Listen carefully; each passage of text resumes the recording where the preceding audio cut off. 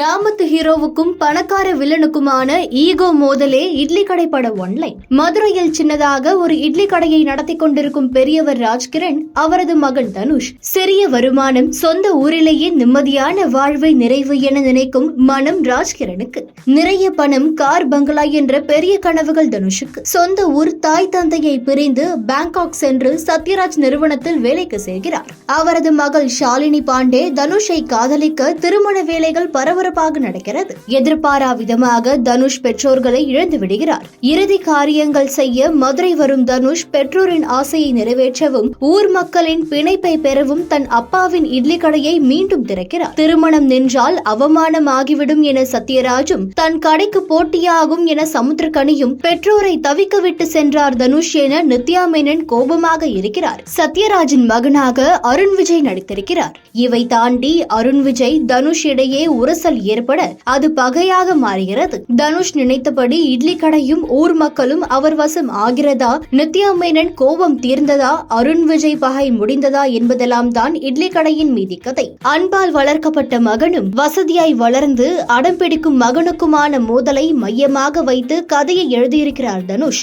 அதில் சொந்த ஊரின் பாசம், ஊர் மக்களின் அன்பு, பெற்றோரை பிள்ளைகள் கவனிக்க வேண்டும், வன்முறை தவறு, அஹிம்சை முக்கியம் என்ற கருத்துக்களை முன்வைத்திருக்கிறார். தனுஷ் எப்போதும் போலவே மிக இயல்பான அழுத்தமான நடிப்பை கொடுத்திருக்கிறார். எதையோ இழந்தது போல தவிப்பதும், ஊர் மக்கள் தன்னை ஏற்றுக்கொண்டதும், முகத்தில் காட்டும் நிம்மதியும் என அட்டகாசமான நடிப்பு. கெஸ்ட் ரோல் என்றாலும் ராஜ்கிரண், கீதா கைலாசம் நடிப்பு படத்திற்கு தேவையான அழுத்தம் சேர்த்திருக்கிறது. பிடிவாதமான வில்லன் ரோலில் அருண் விஜய் மிக கச்சிதமான நடிப்பை வழங்கியிருக்கிறார். தனுஷை சீண்டுவது, வம்பிழுப்பது, எப்படி பழி வாங்குவது என தெரியாமல் திணறுவது என்று நல்ல நடிப்பு. நித்யா மேனன் முதலில் தனுஷை தவறாக புரிந்து கொள்வது, பின்பு தன் காதலை ஒளிவு மறைவாக வெளிப்படுத்துவது என சிறப்பான நடிப்பை வெளிப்படுத்துகிறார். தனுஷ் கூடவே வரும் பாத்திரம் இளவரசுக்கு காமெடி பிளஸ் எமோஷனலுக்கு நன்றாக உதவுகிறார். உள்ளூர்காரனாக வரும் சமுத்திரக்கனி சில கவுண்டர்களில் கவனிக்க வைக்கிறார். சத்யராஜ் மகனை விட்டுக் கொடுக்கவும் முடியாமல், நியாயமாகவும் நடந்து கொள்ள முடியாமல் தவிக்கும் நடிப்பை